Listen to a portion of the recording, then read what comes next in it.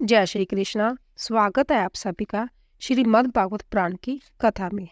13वें दिन की कथा में हम तृतीय स्कंद शुरू करते हैं। तृतीय स्कंद प्रथम अध्याय। दुखी हुए धृतराष्ट्र से विदुर दियो गर त्याग, तीर्थ दर्शन को गए मेटन चित्त की आग। ताहा उद्धव से विदुर जी बैठे कंठ लगाए, पूछन लागे कुशल सब मन में अति हर्षाए। श्री सुखदेव जी बोले, हे राजा परीक्षित, जो प्रश्न तुमने मुझसे पूछा वही श्री विदुर जी ने मैत्रेयसी से पूछा था। राजा परीक्षित जी बोले, हे भगवान, मुनिवर मैत्रेय जी से विदुर जी की भेंट कहाँ पर और किस समय हुई, और महामना विदुर जी ने मैत्रेय से क्या पूछा था? तब ज्ञानियों में श्रेष्ठ श्री मैत्रेय जी ने क्या उत्तर दिया? सूत जी बोले, हे शौनक जी, श्री सुखदेव जी सर्वज्ञ थे। उन्होंने राजा परीक्षित से कहा, हे राजा सुनो। श्री सुखदेव जी बोले, राजन, तुम्हारे परदादा राजा धृतराष्ट्र जन्म के ही अंधे थे, किंतु अंतकाल में वह बुद्धि से भी अंधे हो गए। अधर्म के कारण उनकी ज्ञान शक्ति तथा मति मारी गई थी। उन्होंने तुम्हारे पितामह पांडवों के साथ बचपन से ही दुर्व्यवहार तथा अन्याय किया। उन्होंने लाक्षागृह में जलाने का प्रयत्न किया। धर्मराज युधिष्ठिर की रानी द्रौपदी के केश बड़ी सभा में खींचते हुए दुशासन को नहीं रोका। भोले बाले धर्मपरायण धर्मराज युधिष्ठिर को कपट के जुए में खेलने के लिए पुत्रों द्वारा बुलाकर उनका राजपाट छीन लिया। पुत्रों के इस अन्याय से नहीं रोका। अंत में उन 5 पांडवों को वन में निकाल दिया। अपनी प्रतिज्ञा अनुसार 13 वर्ष वन की जतनाई भोगने के पश्चात उन्होंने उनका राज्य वापस नहीं लौटाया। धर्मराज युधिष्ठिर के भेजने पर भगवान श्री कृष्णचंद्र दूत बनकर हस्तिनापुर की कौरव सभा में आए और धृतराष्ट्र को समझाया। भीष्म आदि ने भी धृतराष्ट्र को समझाया, किंतु उन्होंने उनके वचनों की ओर कालवश होकर पुत्र मोह के कारण तनिक भी ध्यान नहीं दिया। जब सलाह के लिए विदुर जी को बुलाया, तब विदुर जी ने राजमहल में जाकर कुरुराज को उचित नीति का उपदेश किया। उन्होंने सब प्रकार से न्योचित राय देकर समझाया, जिसे विदुर नीति कहते हैं। किंतु कुरुराज को विदुर जी के वचन ऐसे लगे जैसे त्रिदोष के मरण सन रोगी की औषधि नहीं लगती। विदुर जी ने समझाया, हे कुरुराज, आप पांडवों को उनका राज्य दे दीजिए। वह महान शक्तिशाली और विकट बलवान है। उनमें भीमसेन परम क्रोधी और 10 सहस्र हाथियों का बल रखता है। वह काले नाग की भांति क्रोध में डसने की प्रतिज्ञा कर रहा है।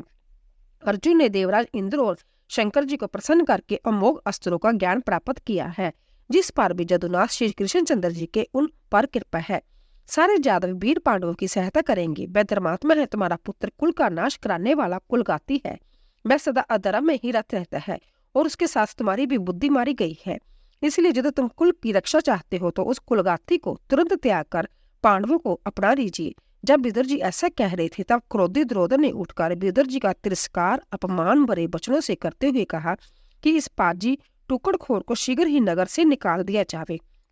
जय जिसके टुकड़े खाता है उसके विरुद्ध ही सलाह देता है। भाई धृतराष्ट्र के सामने ही ऐसे कटु अपमानजनक वचनों को सुनकर और भाई के कुछ भी न कहने पर विदुर जी तुरंत वहां से उठकर चले आए और राजद्वार पर अपने धनुष बाण टांग कर वन की ओर चल दिए। हस्तिनापुर से चलकर वह अनेक तीर्थों का पर्यटन करने लगे। वह शुद्ध और पवित्र रहकर एक समय भोजन करते, पृथ्वी पर सोते तथा पृथ्वी तीर्थों का जल से स्नान करते। इस प्रकार सारे भारतवर्ष के तीर्थों में भ्रमण करते हुए प्रवास क्षेत्र में पहुंचे।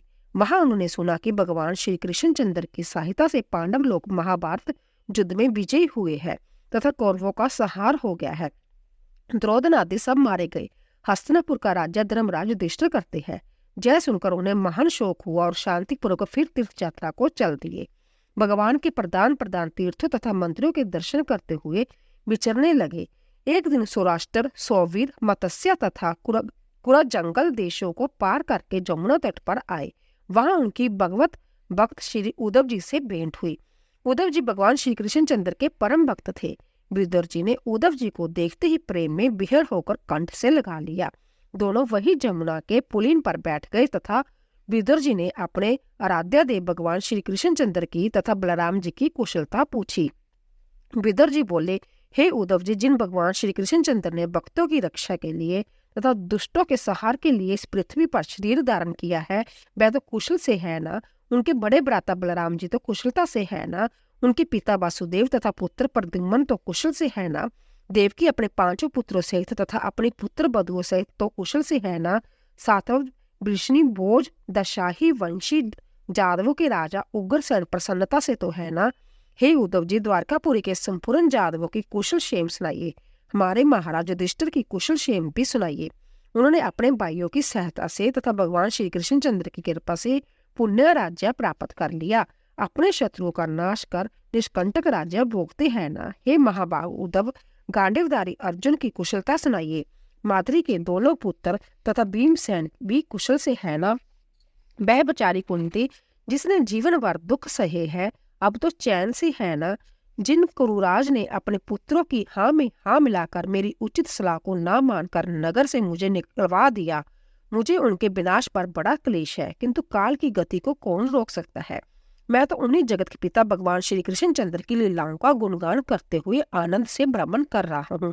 भगवान श्री कृष्णचंद्र ने संपूर्ण राजाओं का संहार कराकर पृथ्वी का भार उतार दिया। वह राजा धन बल तथा ऐश्वर्य में अंधे हो रहे हैं। जब पृथ्वी पर अनेक पाप करते थे, इसी कारण उन्हें लड़ाकर इस प्रकाश नाश कर दिया जिस प्रकार वन में परस्पर बांस रगड़कर सारे वन को जला देते हैं। हे उद्धव जी, वह अजन्मा होते हुए भी भक्तों की रक्षा के लिए जन्म लेते हैं तथा अकर्मा होते हुए भी कर्म करते हैं। आप मुझे उनकी कुशल क्षेम सुनाइए। दूसरा अध्याय। उद्धव लीला कृष्ण की कही विदुर से आए। गए कृष्ण निजधाम को दे वियोग दुखदाए। गदगद हो रोने लगे करी करी प्रभु गुणगान। कृष्णचंद्र के साथ में पाए सुख महान। श्री सुखदेव जी बोले, हे राजा परीक्षित, विदुर जी के इस प्रकार पूछने पर उद्धव जी को अपने परम पूज्य आराध्य देव भगवान श्री कृष्णचंद्र जी का स्मरण हो आया। उनके वियोग में इतने गदगदता बिहेर हो गए कि एक मुहूर्त तक उनका कंठ रूंधा रहा और वह चुपचाप बैठे हुए नेत्रों से अश्रु बहाते रहे। तब अश्रु पहुंचकर विदुर जी इस प्रकार बोले। उद्धव जी बोले, हे विदुर जी, भगवान श्री कृष्णचंद्र रूपी सूर्य के अस्त हो जाने से सारे ग्रहों में अंधकार हो गया है। वह सब मृत सम हो गए हैं। मैं उनकी क्या कुशल सुनाऊं। हम जादव लोग बहुत अभागे हैं, जिनके माध्यम में साक्षात भगवान के रहते हुए भी उन्हें इसी प्रकार नहीं पहचान सके जिस प्रकार अमृतमय चंद्र को उनके साथ रहने वाली मछलियां नहीं पहचान सकी। सभी जादव लोग उन्हें श्रेष्ठ जादव समझे हुए थे। वह नित्य साधारण पुरुषों की भांति हमारे साथ उठते थे, बैठते थे, क्रीड़ा करते, मुझे बुलाकर मेरी सलाह लेते थे। हम सभी उन्हें भूले हुए थे, किंतु महानुभाव पुरुष उन्हें बड़ी प्रकार पहचानते थे। वह ही भगवान आज इस भूमंडल से अंतर्धान हो गए। भगवान ने अपनी लीला दिखाने के लिए ही जोगमाया से अवतार धारण किया। अब वह लीला विग्रह समेट लिया। हे विदुर जी, मैं उनकी लीलाओं का क्या वर्णन करूं। मैं तो नित्य उन्हीं के साथ उनकी चरण सेवा में रहता था। उन्हीं चरणों के राज्य को मस्तक पर चढ़ाकर अपने को ओह भाग्य मानता था। धर्मराज युधिष्ठिर के राजसूय जग में जिस समय उनकी अगर पूजा हुई थी, उस समय उनकी शोभा अवर्णनीय है। संपूर्ण राजा लोगों की दृष्टि उन्हीं मुखचंद्र पर गड़ गई थी। उनकी संपूर्ण लीलाएं अप्राकृतिक थी। जब मुझे उनकी लीलाओं का स्मरण हो आता है, तब मैं व्याकुल हो जाता हूँ। उन्होंने कंस को मारकर अपने पिता वासुदेव जी को बंधन मुक्त किया। ब्रिज में ब्रिज ललाओं के साथ बाल लीलाएं की, जिसके कारण वह ब्रिज बालाएं उनकी भक्ति तथा प्रेम में इतनी विभोर है कि उन्हें भक्ति जोग तथा प्रेम जोग के सम्मुख अन्य कोई जोग उत्तम नहीं लगा। उन्होंने इंद्र आदि देवताओं का मान दर्शन किया। कहाँ तक कहूँ, ब्रह्मा को भी अपनी लीला में 1 वर्ष तक चंकित रखा। उन भगवान श्री कृष्णचंद्र ने भक्तों को परम गति तो दे दी, किंतु अपने शत्रु शिशुपाल, कंस, जरासंध आदि को भी परम गति प्रदान की, क्योंकि उनके शत्रु का ध्यान भेदभाव के कारण सदा उनमें ही लीन रहता था। प्रजापति ब्रह्मा की प्रार्थना करने पर भूभार उतारने के लिए उन्होंने ब्रिज में अवतार धारण किया। उन्होंने पूतना आदि राक्षसियों तथा राक्षसों का बचपन में ही खेलते खेलते संहार कर दिया था। काली नाग को नाथ कर जमुना का विष युक्त जल शुद्ध कर दिया। किशोर अवस्था में शरद ऋतु के आगमन पर गोपियों के साथ रास विलास करते और इन बिरज बलाओं को आनंदित करते थे। बोलिए बांके बिहारी लाल की जय। तीसरा अध्याय। कहीं कहीं निज प्रभु की कथा। उदय भय बेहाल, जरासंध शिशुपाल सब मारे जिन तत्काल। कौरव पांडव युद्ध रची, किन्नो सबका नाश। शेष बचे जादव कलीन, किन्नो तीनों विनाश। उद्धव जी बोले, हे विदुर जी, भगवान श्री कृष्णचंद्र अपने माता पिता वसुदेव के कष्ट दूर करने के लिए वृंदावन से मथुरा गए। वहां दुष्ट कंस को मारकर ऊंचे सिंहासन से पृथ्वी पर पटक दिया। फिर उसे घसीटकर जमुना तट पर लाए, उसका अंतिम संस्कार किया। उसके पश्चात सांदीपन गुरु से थोड़े काल में ही एक बार सुनकर सांगोपांग वेदों को कंठस्थ कर लिया तथा गुरु दक्षिणा के रूप में उनके मरे हुए पुत्रों को जमपुरी से लाकर गुरु को प्रदान किया। जरासंध को उसकी 17 अक्षौहिणी सेना के सहित 17 बार अपने बड़े भाई बलदेव की सहायता से हराया। नेको राजाओं को देखते देखते ही शिशुपाल की मांग रुकम की बहन श्री रुक्मिणी जी को हर लेकर आए और घर लाकर गंधर्व विवाह किया। 7 बिना नथे वृषभों को नाथ कर नागन जीती को स्वयंवर में जीतकर लाए। जाम्बावत को जीतकर जाम्बावती को अपनी पटरानी बनाया। सत्याभामा की प्रसन्नता के लिए इंद्र का मान दर्शन करके पारिजात वृक्ष को द्वारका में ले आई तथा सुधर्मा सभा को भी जीतकर लाए थे। उन्होंने बोमासुर को मारकर 16 सहस्र 100 कन्याओं के धर्म की रक्षा हेतु उन्हें अपनी रानी बनाया। भगवान ने अपनी जोग माया से उतने ही रूप धारण करके उनके साथ विहार किया। उनसे अपने ही समान 10-10 पुत्र उत्पन्न किए। महाभारत का युद्ध रचा बिना अस्त्र ग्रहण किए ही अर्जुन के द्वारा 18 अक्षौहिणी सेना का संहार कर डाला। तब उन्होंने देखा कि जादव लोग महाबली तथा अजेय हैं, इनके रहते हुए भी पृथ्वी का भार हल्का नहीं हो सकता। तब ब्राह्मण द्वारा शाप दिलाकर गंधारी के शाप को पूरा करने के लिए उन्हें आपस में लड़ाकर मरवा डाला। वह संभय अपने आप ही नाश को प्राप्त हो गई। वह द्वारकापुरी में रहते हुए लोक मर्यादा तथा धर्म का पालन करते थे। सांख्य योग में सदा स्थिति रहती थी, इसीलिए कर्म करते हुए भी भोगों में उनकी आसक्ति नहीं थी। हे विदुर जी, एक दिन कुछ जदुवंशी बालकों ने हंसी में दुर्वासा ऋषि को चिढ़ा दिया। तब उन मुनीश्वर ने जदुवंश के नाश होने का शाप दे दिया। इसके कुछ दिनों बाद सभी जदुवंशी पर्व के दिन अपने अपने रथों पर चढ़कर प्रवास क्षेत्र में आए और वहां अनेक प्रकार के गौ, धन, रत्न, पृथ्वी आदि ब्राह्मणों को दान देकर वहां स्नान किया और ब्राह्मणों को मस्तक टेककर उनके चरणों में प्रणाम किया। चौथा अध्याय। जादव कुल का नाश सुनी तजी विदुर जग आस, दुखी हुए मन में चले मित्र जी के पास। उद्धव जी बोले, तब संपूर्ण जादवों ने ब्राह्मणों की आज्ञा से भोजन किया और अति नशीली मदिरा पीकर मतवाले हो गए। फिर गाली देने लगे तथा एक दूसरे को मारने लगे। अपनी माया से रचे हुए उस चरित्र को देखकर भगवान श्री कृष्ण सरस्वती में आचमन कर एक पीपल के वृक्ष के नीचे चुपचाप बैठ गए। भगवान श्री कृष्ण ने इस घटना के प्रथम ही मुझसे यह कह दिया था कि उद्धव, तुम बद्रिका आश्रम चले जाओ। मैं उसी क्षण उनका मतलब समझ गया, किंतु उन्हें मुझे उनका वियोग असाध था, इसीलिए मैं भी उनके पीछे पीछे प्रवास क्षेत्र को चला आया। मैंने जहाँ जगत के आश्रय भगवान श्री कृष्णचंद्र को दिव्य विग्रह से युक्त अकेले ही सरस्वती के तट पर पीपल के वृक्ष के नीचे पेड़ से पीठ लगाए बैठे देखा। उनका दाहिना चरण बाईं जांघ पर रखा था। वह संपूर्ण भोगों से मुक्त थे। उनकी शोभा अवर्णनीय है। देववश वहां मित्र जी भी वहां आ पहुंचे। तब अपने परम भक्त मित्र जी के सम्मुख ही उन्होंने मुझे उपदेश दिया। श्री हरि बोले, हे उद्धव, मैं तुम्हारे हृदय की बात जानता हूँ। अंत में तुम्हें वह साधना का उपदेश करता हूँ जो अति गोपनीय है।